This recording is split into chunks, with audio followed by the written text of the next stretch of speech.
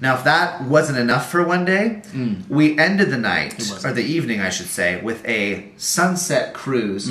Now, you may think to yourself, well, that seems a little bit extravagant. You're in Australia. I mean, you're students. Can you really afford a sunset cruise? But it wasn't just a sunset cruise. It's actually humpback whale season right now in the Igloo Reef. There's different seasons. One is humpback whale. There's turtles.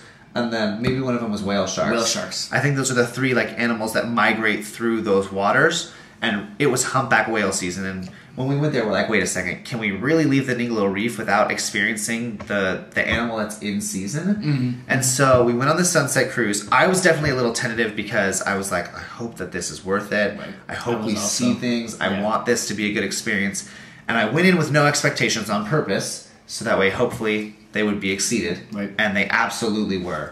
The first humpback whales we saw, they were kind of like right at the surface. They would like blow their little spout thing, and I was like, oh, that was pretty cool. Like humpback whales, they're right here. They were so easy to find. They swam really close to the boat, and our driver told us like, oh, this is really lucky because there's all sorts of regulations about where they can and can't move.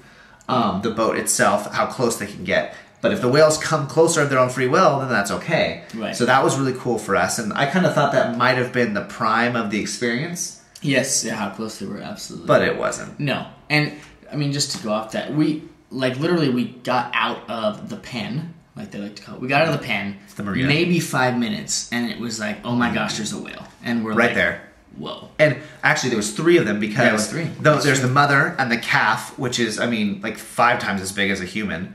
Like full-grown human, baby whale, and there's always an escort that goes with the mother and the calf, not always, but usually an escort. And it's a male that is hoping to be a future mate. So it's kind of like, hey, like I'll protect you this time around. If next time around, you saved the last dance for me, kind of a thing. Absolutely, if you will. So that was interesting. That was pretty cool. But like I said, it wasn't even the best part about the tour in general because. As we went on later, there was another whale that was like, its back fin was just sitting above the water. It was just boop, slapping it down. It was playing. It was showing the tail just up and down numerous times. I don't even know if you could count. Yeah, you could hear the splashing. That's how close. And when you think really close, you might be thinking, oh my God, you're on top of the whale. No, that's wong. But regulations, I believe, is you have to be at least 100 meters that's away. 300 feet-ish. That's, around 300 feet. So it's close to a football field. That's how far away you have to be.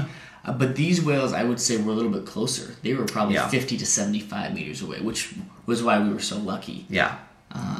And so I know Doug got some video footage and some pictures. It's a little bit because the boat's like. The boat was rocking. We were rocking the boat because we were not sitting down. But we didn't tip it over. No. It was just rocking a little bit. Sit down, you're rocking the boat. Yes. And then the even more exciting. There was actually a whale that I think the term is breached, but this whale jumped out of the water like the ending of Free Willy, essentially. And launched itself out of the water and splashed back down. And that did not happen one time. It happened multiple times. That was really cool. And I really don't think that any of our pictures or video is going to capture that. It's something that I was actually personally just grateful to be able to witness with my own eyes. And I was talking to the captain about this actually, that photographs and video is a good way of reminding yourself. But nothing can replace the actual experience of seeing them. And that's why I was, as much as I was into the videotaping and the pictures, I didn't want that to eclipse the actual experience. So I saw it with my 2 eyes and did my best to maybe relay that in some fashion to the folks back home. And we're doing the best we can to keep you involved. But obviously, if you want to experience everything we're experiencing, you got to do it for yourself. I mean, we can't do it all for you. We can try. I mean, we're going to do the best we can to keep you informed. But you can't live vicariously through us. That's true. I just feel like that's not fair to us. We're working so hard over here. It's like, I gotta do all these things. I know. Absolutely. That was Wednesday. Oh, and then of course we closed off Wednesday with a nice, relaxing round of mini golf. And it was fabulous. I must openly admit that the first 9 holes were really exciting for me because Derek is a golfer, and of course mini golf is a completely different game. But there are certain skills that do transfer over from that. And so I was fully expecting to lose to Derek because that's happened in the past. And so I went out and I was playing the first 9 holes, and I was actually like in the lead. Doug played really well. Yeah, it was great. I mean, if I can say, I want to say it was 1 over on the front 9. He shot a 19. Yeah, he was the only person that broke 20 in 9 holes. Mm-hmm. That was it. Yeah, I felt pretty good. I think I had a hole in 1 on the front 9. You did. Yep, you absolutely did. And that was good. And then we came up to a hole that we all knew was going to be a challenge. It's one of those that kind of just, it's straight until you get to the part with the hole, and then it kind of like scoops up, and there's a flat portion, and the hole's right in the middle of it. And so it's like a little volcano without the extra dip. It's just flat at the top. Right. And we all looked at that going, oh boy. Yes. Oh boy. Yeah. And that's the point where my lead was... Yeah, it kind of went away. It was at that point, Doug was still in the lead. I want to say he was only one stroke ahead of Brian. And Brian was 1 stroke ahead of me. So it was kind of the 3 very of us. Close. It was all very close. Very close. And we knew it was going to be a huge hole. And then Brian hits a hole in 1. Fucking Brian. A hole in 1. A hole in 1. That was easily the hardest hole that there was in the whole course. And he just blows it out of the water. And I went, oh my gosh. Yeah. That's not good. My heart skipped a beat. I thought I might lose for a second. Yeah. Yeah. Derek had a beautiful second shot. His first shot was hard. But the second shot was gorgeous. Right up the hill, right into the hole. It was lucky. I was on the bottom. Yeah, and somehow got it up the hill, which was very steep. Very Over steep. 45 degrees. It was probably closer to 60 degrees. Mm-hmm. Now, for those non-math people, that's very steep. Yeah, it's very steep. 60 degrees. And I just hit. I was hoping just to get it on the flat part so I could tap in for my 3. Mm-hmm. But it went in, and I got a 2. So I only lost 1 stroke to Brian, which was very helpful. Wasn't too bad. Yeah.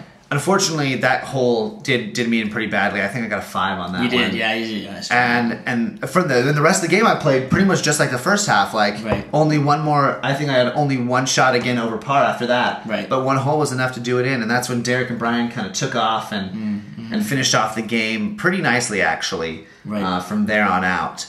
I think we were tied with 2 holes left. Yeah, and then Brian kind of slipped it. He lost it. The last hole, he pulled the John Vandevelde for really those golf fans it. out there, and I think his tee shot he hit it off of the course. Yeah, he went out of bounds, and it was rough. And that didn't work out so well for him. It was good for me. I was a little unfortunate because I was looking forward to this nail biter finish hole and like having to make this huge putt. And I mean, I made the putts, but it wasn't as exciting maybe as it could have been.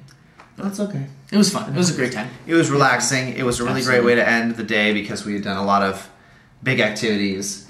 So we just kind of did that. Really fun. Then we went back, had some dinner, went to bed again. We were pretty tired. Yep.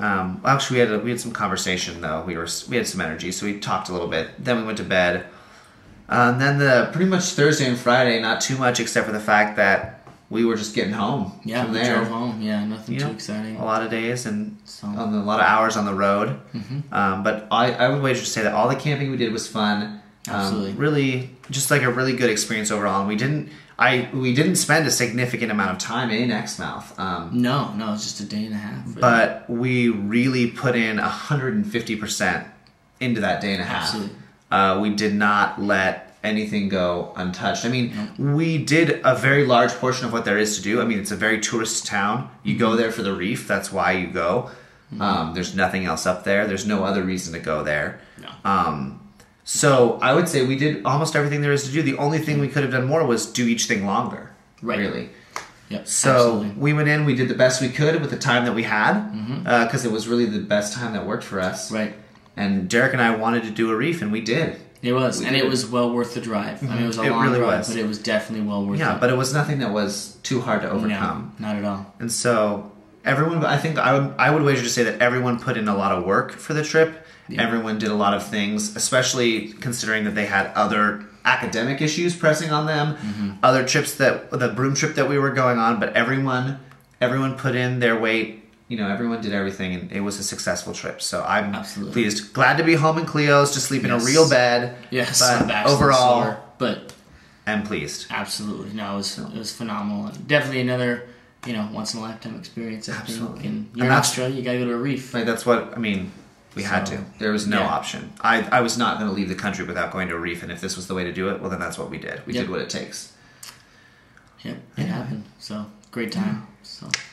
What about, we're going to get ready to go to bed now, I think, because tomorrow is sea kayaking. Sea kayaking. Back into the Indian Ocean, man. We just can't get enough of it. Nope. I've never sea kayaked before, actually. So I have never either. A first for me.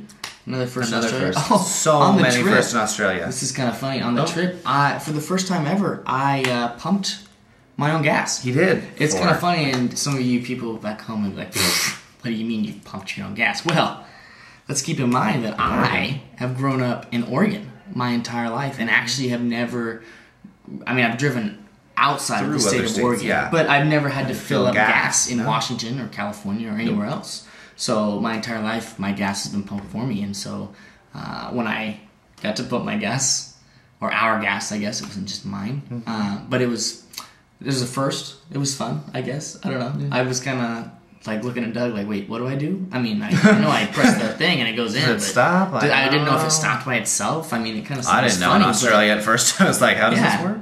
I mean, because people laugh, but I had no idea. Yeah, in Australia, I mean, you actually just pump the gas and then you go pay for it in cash.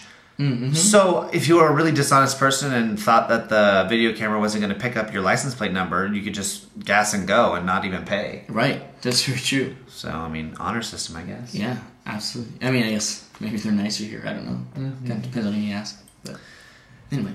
Yeah, so we're gonna get ready to go off to bed, do some sea kayaking tomorrow. School starts on Monday, so break was short but very sweet. Oh yeah, that's right, we were on break this week. Oh, yeah. Kind of forget when you're traveling the entire western coast of Australia. Well, you know, do what you It happens. So, all right. Well, thanks for checking in. Absolutely. Hope this fulfilled your expectations and much more. Yeah. So, until next time. This has been Derek and Doug. Down under.